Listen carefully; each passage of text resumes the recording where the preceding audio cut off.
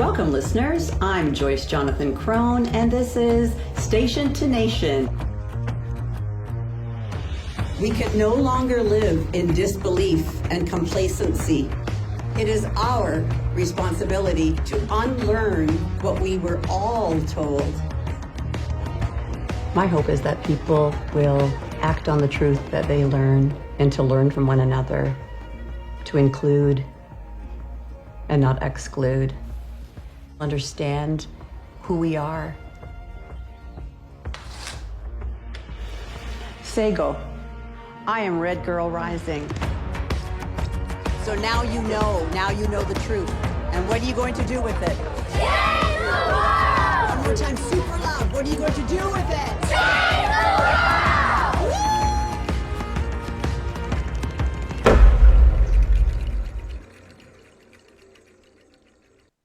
Hi everyone, welcome to this new episode of Carolyn Talks, the YouTube channel / podcast, where I, your host, Carolyn Hayes, film culture critic and journalist, speak to film creators around the world about their work, the industry, and what inspires them. And today, for one of my interviews for the 2025 Hot Docs Film Festival, I am joined by Joyce Jonathan Crone to talk about the short film Red Girl Rising, written and directed by Faith Howe and Kim Stadfeld. So Joyce is the subject of the film, and it talks about her activism for First Nations, Métis, and Inuit people in Canada, to talk about community engagement as well as education. And she has a very diverse background. You've been an educator, you've taught ESL, you've taught you do activism, you do advocacy. I saw in your bio you traveled to Haiti. So you've been all over the place and to the Amazon too. Yeah. And so I'm very excited to be joined by Joyce to talk about the film and about her work. So thank you for joining me, Joyce. Yay. Thank you so much. I so appreciate this time. I can't wait to share. Yes. But the first thing I want you to do is just say a bit about your background and which First Nations tribe you belong to, and give people a bit of information about that, because I have listeners from literally all over the world, and a lot of people don't know how many different tribes there are within Canada itself. Well, I'll say Sego Aguego, Nidiwageno, Ganagahaga Oswego, Nidiwasoda. So that I am Haudenosaunee, Mohawk Turtle Clan from Six Nations of the Grand in Ontario. I grew up in a First Nations community, or we used to call them reservations. Mm-hmm. And then now I live as an urban Indigenous person in Huntsville, Ontario. So I've experienced living on reserve and now off reserve as well. And my background basically extends from having been a teacher for 33 years, teaching from kindergarten all the way to university level students. I've also taught a program for First Nations, Métis, and Inuit adults. They fly that are flown in to Nipissing University in North Bay, and it was a summer program. And we taught them how to become EAs in their own communities, and they were taken, then they go back to their communities. So I have an extensive background in education, and so that's where I know that's where it comes full circle for me with Hope Arises Project Incorporated. Before we begin, actually no, that's where we're going to start, because the film does start with you talking about the formation of Hope Arises Project Incorporated, for which you are the president and the founder. And it starts off by talking about in May of 2021, grave site was discovered in Kamloops, British Columbia, and this was on the grounds of a residential school. I personally don't like calling them residential schools. I call them forced assimilation institutions, because that's what they were. Because for me, a school is a place of learning, and those places were anything but a place of learning, education, and edification for First Nations kids. So that's just me personally. I call them forced assimilation institution. No, you know what? I totally agree with that, because as a teacher, I can't see them as being schools either, with everything that happened there. Institution is a good word.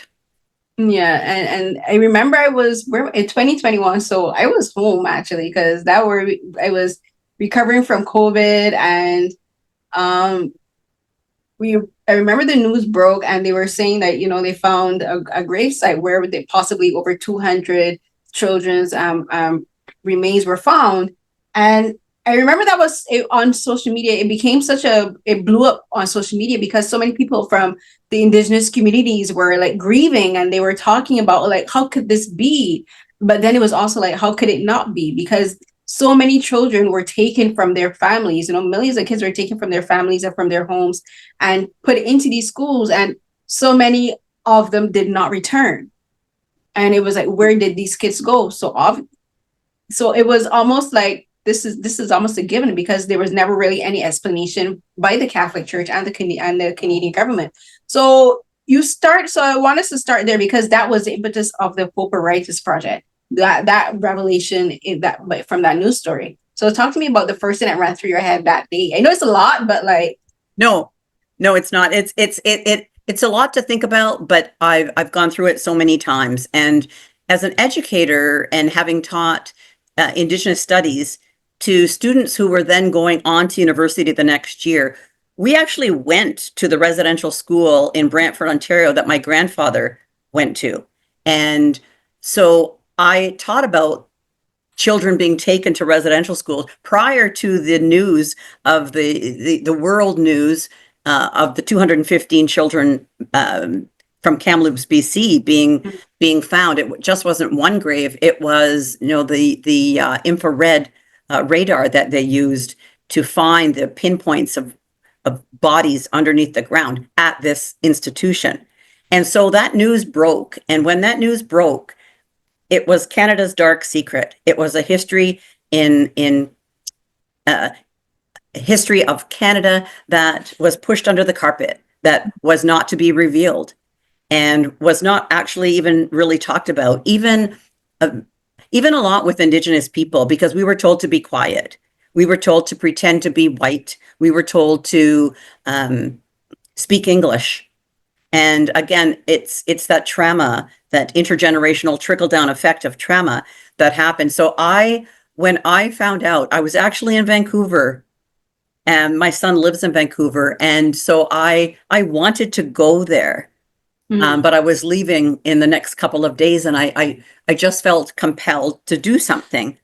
So my running mate and workout partner, Robin Taylor, who calls herself a settler, and I'm the First Nations, she and I looked at each other as moms, because we both have children, and we thought, what can we do? I could not raise that year on July 1st a Canadian flag. I could not. So we decided to do some action as moms. And so we went to our fabric store, got some orange ribbon, put names. We looked on the TRC, Truth and Reconciliation website, of names of children from different institutions across Canada that they know of. There are many children that are unknown, that are still to be discovered, still buried. And so we did that, and we had a small following of about 30 people. But we had support of the OPP in Ontario, of locals were coming out, the truckers were going by honking, and the sirens were on, and people deciding that it was important. So it was a silent vigil, and every single person, there was not a dry eye. We just stood there, and we stood there as long as we needed to.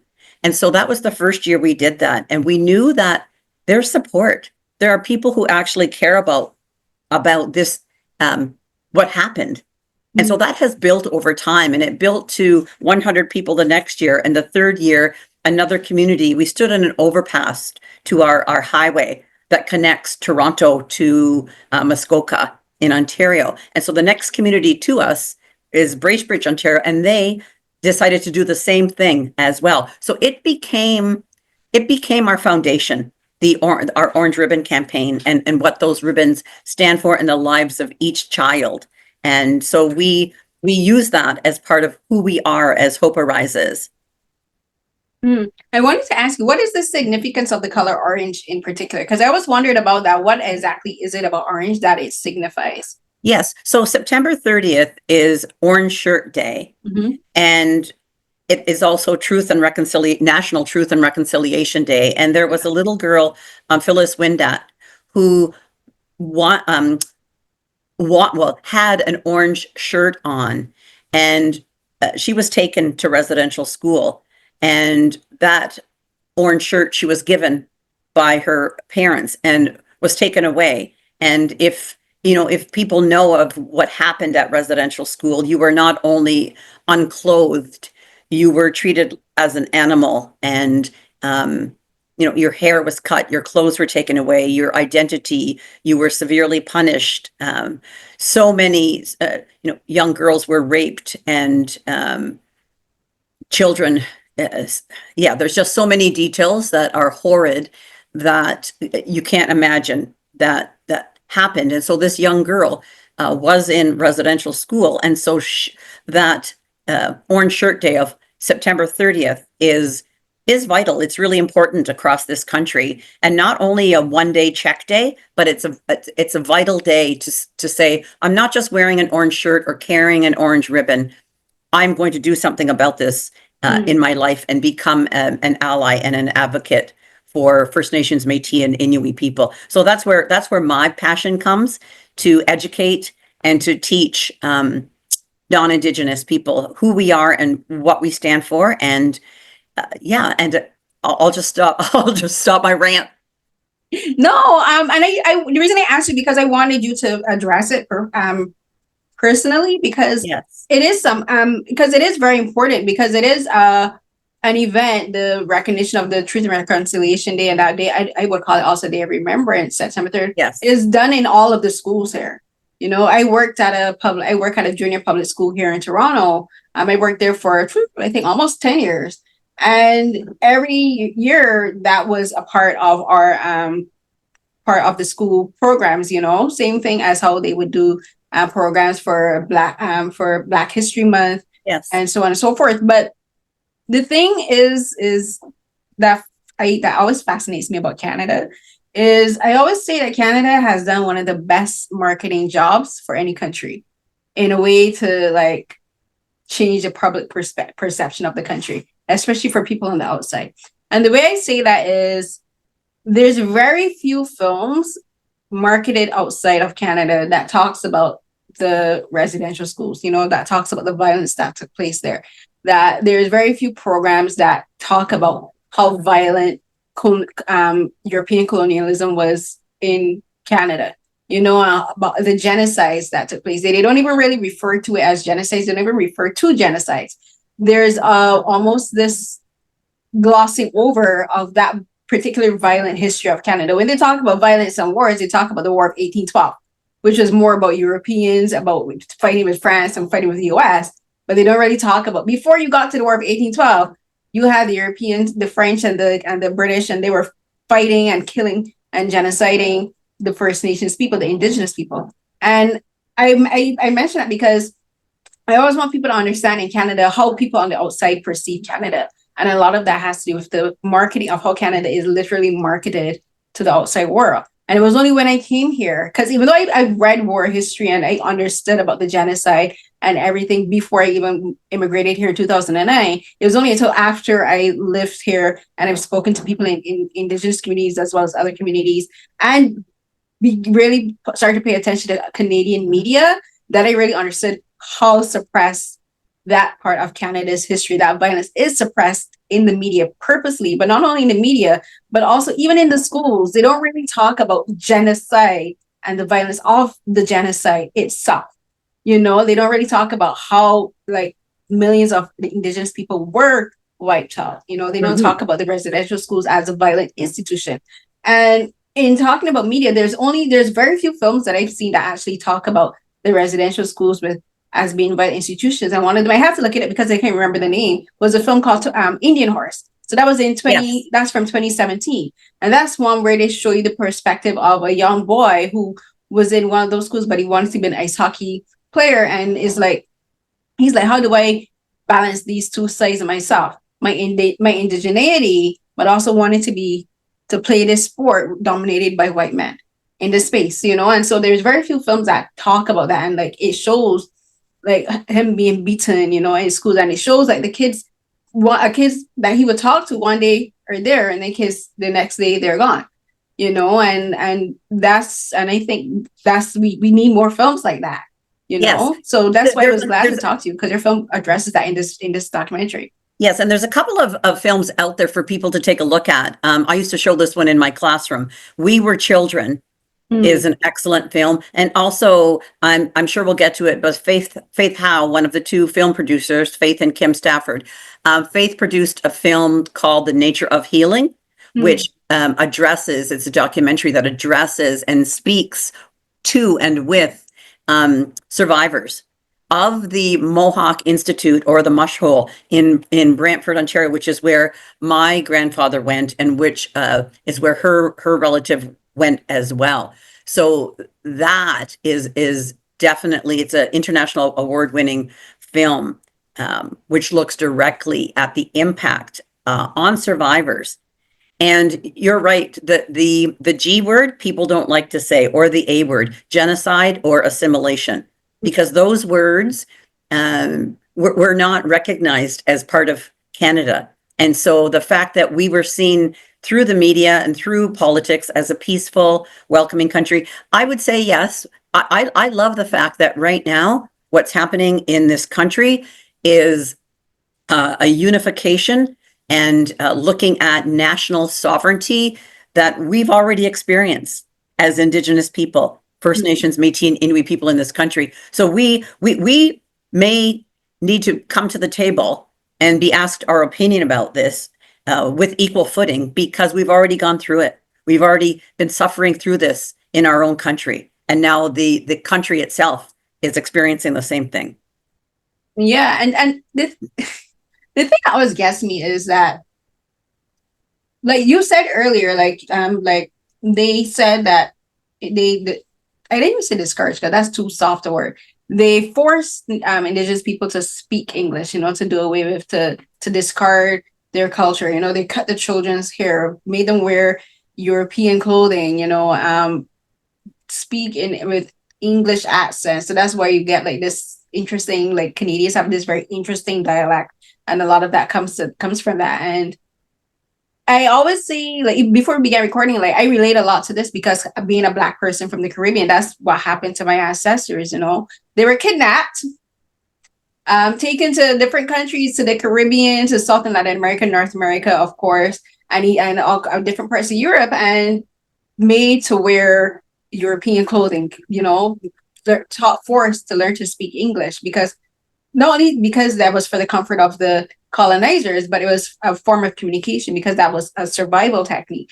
But then it was like we lost many of them lost their roots as generations went on. Like, I don't know exactly where my family is from, which part of West Africa. I suspect Benin, but I'm not too sure, and then there's people that don't understand how disruptive that is to your psyche, not knowing where you come from. So, like, the thing is like, they're Canadians, white Canadians, that could trace their family lineage back across the pond, as we say, back across the ocean, to where their families came from whichever part of Europe. And like, for many of us, people of color, we don't have that. We can't trace our lineage back. But for the Indigenous people of Canada, you can trace your family lineage. You can say, I'm Haudenosaunee, I'm Mohawk, and I think that's beautiful. But the thing is like, they kind of want you to ignore that for their benefit. Not only ignoring, I think, because what happened was, it was a plan, right? It was a government church plan to let's rid ourselves, and that was said through Duncan Campbell Scott, that let's kill the Indian in the child. So how do you dispense of a culture through language cut off, through taking a family, taking of the women, and so that cause and effect. So there's so many effects that are happening today because of what happened then. And I know, and I've done taught presentations to schools, adults, all groups. And there are still many people who disbelieve. There are still many people who are the R word, racist, stereotype, who disbelieve. I've had people stand up in my workshops to say, what you're saying is not true. Those children wanted to go to those schools. Those parents sent them there because they would receive, at least they would receive an education. Well, that's not education when you are being whipped and punished and, made to fight one another so that people can watch. Like it's incredible to hear the stories of the elders and the survivors of residential school, because that's the truth. So now we're in the truth part still of truth and reconciliation. And so I feel that my message through Hope Arises is to bring us closer to understanding not just the truth and believing in the truth, but what is reconciliation? So what can someone else do? And I've been asked that question all the time. Well, what can I do now? They're crying in my workshops, or adult men come up to say, I'm so sorry. And they have their sons with them. I'm so sorry that this happened. Now we're at the point where we need to stop. Thank you for sorry. But what are we going to do next? Sorry, not sorry. You can say sorry, but you can't just be complacent about it. You cannot just then wear your orange shirt one day, move on to the next. Well, we're done with the First Nations people now. Let's move on to the next issue. Next. They care about it for the month, and then they move on. Yeah. Or why can't they heal themselves? Why are we, the stereotype, the Canadian government is giving them so much money. Why can't, and that is not true. Oh, they don't pay income tax. Yes, we do. There are many misconceptions. And so it's educating oneself so that we were being told we were inhuman and animals. And it wasn't until 1961 that we were then given human status. And it feels like, wow, that's the year I was born. So I was born a human. I was not born someone who, we also have blood memory, and it transfers in our DNA for all cultures, right? What happens? Epigenetic, it's called epigenetic yes. trauma, epigenetic trauma coding, I think, because it's in Black people too, where they said the trauma of slavery is imprinted within our DNA because it's so proliferate through generations. Yes. And I think some people don't understand that. I mean, everyone has blood memory, yes, not just people of color, but because of the trauma of the past, it intersects with our lives. It intersects with parenting. It intersects with a young mom who has to walk down the highway of tears and gets picked up and gets murdered and then becomes a murdered and missing woman. So I always have to almost look at people and say it's not our fault, but we're shamed for it. We're given blame for bringing this on ourselves because I was born a woman of color. That's not the truth. I am born a woman of color, but it wasn't my fault to what has happened in history. So there has to be not only sorries given at every level of government, politics, the churches, then there has to be action taken. So what happens next? What are we going to do about it collectively? How can we heal from the inside out? Which is what the elders have said. We heal. We will start the healing. We will rise up as a sovereign nation. And it doesn't mean we want all the land back. Parliament Hill is Indigenous land. Toronto is Indigenous land. We don't want we can't get all of those lands back. But then what are we going to do collectively as people to heal and to help? So as we were being told we were animals in school and worthless and, through the generations, non-Indigenous people were being told the same thing. You were learning that in school. That's what we were being told. And so then that results in this divisiveness, judgment. And so that's what Hope Arises is about, creating bridges and standing in the gap for those with no voices and for those who need support. Yeah, I think what a lot of people don't understand about the word reconciliation itself is that reconciliation just doesn't mean shake hands and we are friends now. Reconciliation means that, yes, you have the truth first. You recognize the truth. You acknowledge the truth. To reconcile means, but when we say reconcile differences, means that you don't ignore the differences that existed.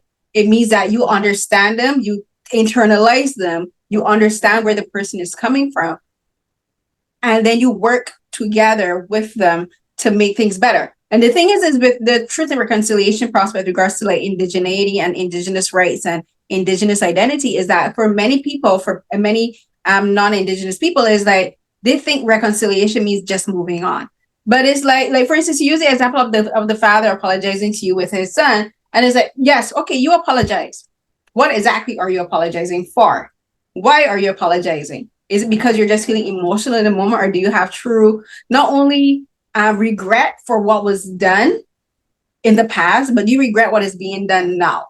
And I say that because a lot of people don't understand is like, okay, you're sorry in the moment, but do you still use racist language with regards to indigenous people? Do you say slurs in front of your kids? How do you talk about indigenous people and other people of color to your kids? You know, how do you talk about Black people? How do you talk about South Asian people? How do you talk about East Asian people in front of your kids? You know, do you talk about truth reconciliation with resentment in front of your kids, or do you have like actual conversation? That's what reconciliation is, because like you got to take it further than just saying I'm sorry. I'm like, and don't leave the onus on the person who's been wrong to fix it. Like you are the person who has to take the next step. You know, even just again, just simply changing. We talk about language, but just simply changing the way they speak about First Nations people in front of their kids is a part of the reconciliation process. But if they don't do that, it's like, I don't want to hear you're sorry. Your sorry is empty. Right. And the other piece of the word reconcile actually means that there are two parties and there's something wrong with both parties. There was one that needs to reconcile. We were here, and so we did nothing wrong. And so, and again, when I go back to being born First Nations, I mean, I'm so proud of my color. I grew up being bullied and not proud of my color. I wore long sleeves in grade 9 because we were bussed off reserve. And so I was embarrassed of my color. I mean, I'm so proud of my color now, but you're right, to reconcile is, I call it reconciliation. So do some action about your sorry. I love people saying they're sorry, but then I also say, well, what are you going to do next? And they don't know.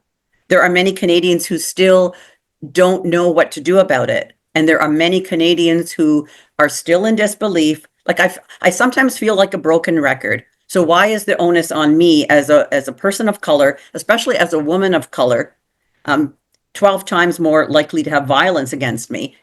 So why do I have to prove myself to the non-Indigenous community that I'm an equal?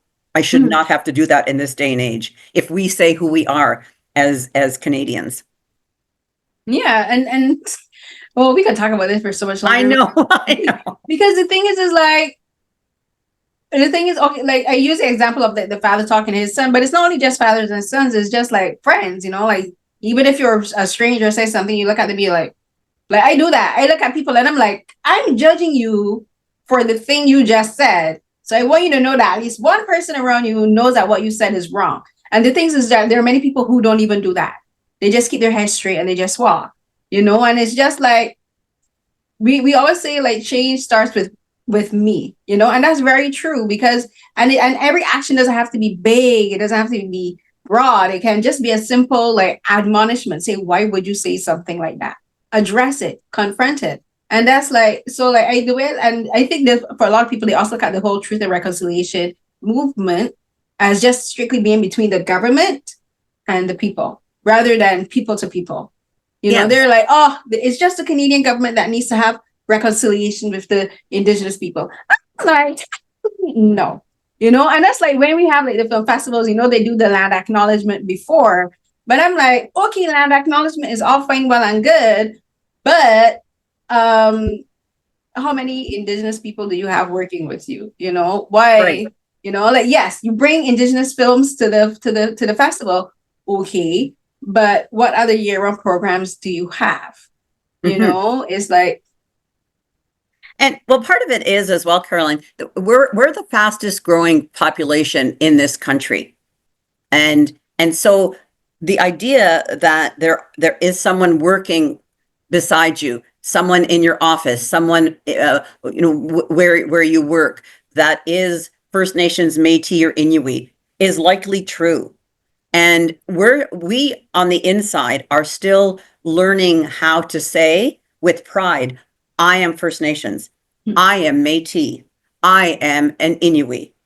And so that is on us to be able to identify, but there's still a lot of Indigenous people who are struggling with that, struggling with not only what's happened in the past, but their identity. Like I've had women come up to me at, like, say, June 21st, National Indigenous Day, and say, I'm Métis, but that my documents were lost or they were burned. I know I am. I've been told I am in the past, and struggling with identity. And so the ramifications of what has happened in the past are still there for us, not just for us. I know for other cultures as well. But I know I've heard people say, well, why are you so special?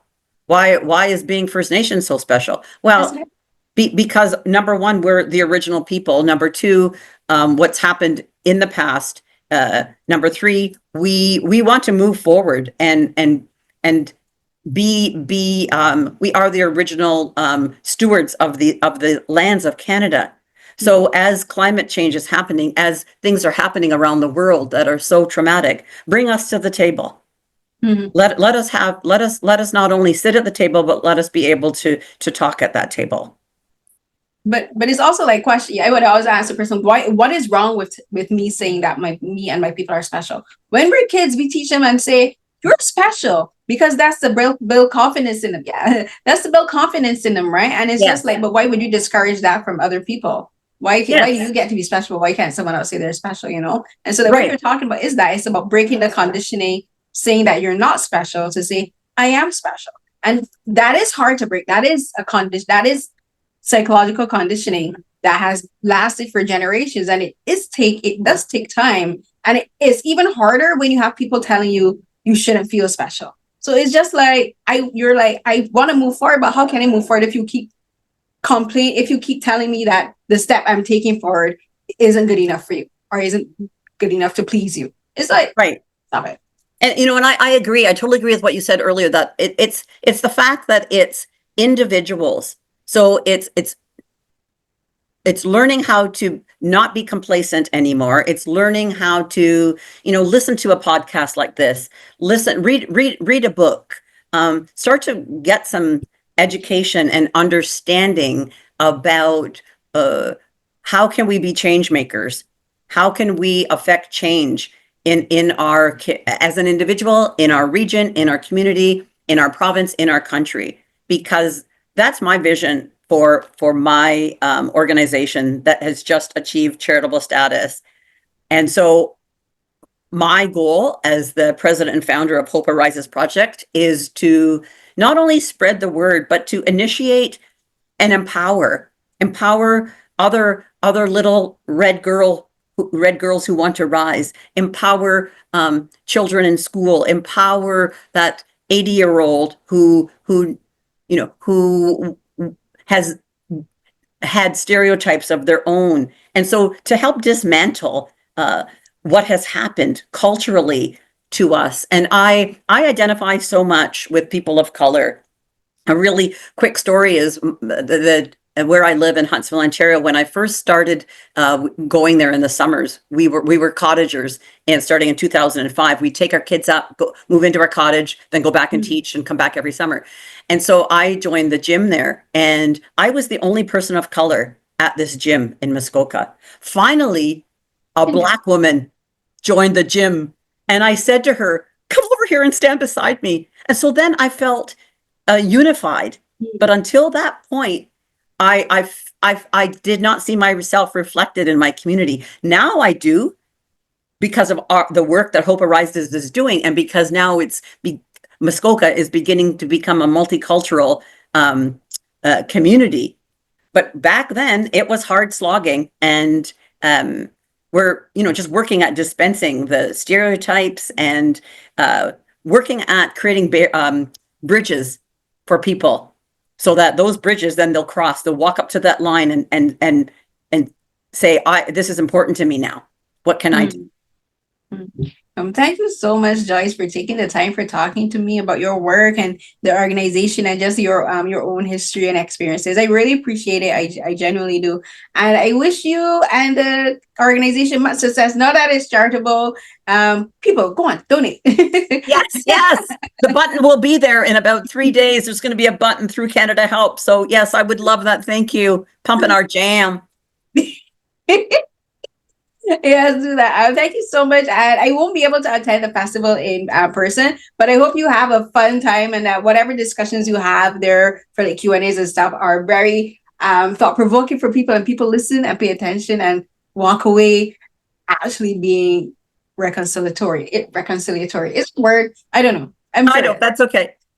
So I so appreciate it. And the film is called Red Girl Rising, and it's the world premiere tomorrow, April 30th at 5:30 at the TIFF Lightbox Theatre, and it will be extended. There will be screenings all across Ontario and Canada. Teachers can get involved, going on Citizen Hot Docs, Citizen Minutes to find out more information and to get a screening in their community. Great. Thank you so much, Joyce. Bye. Thank you. Take good care. You too.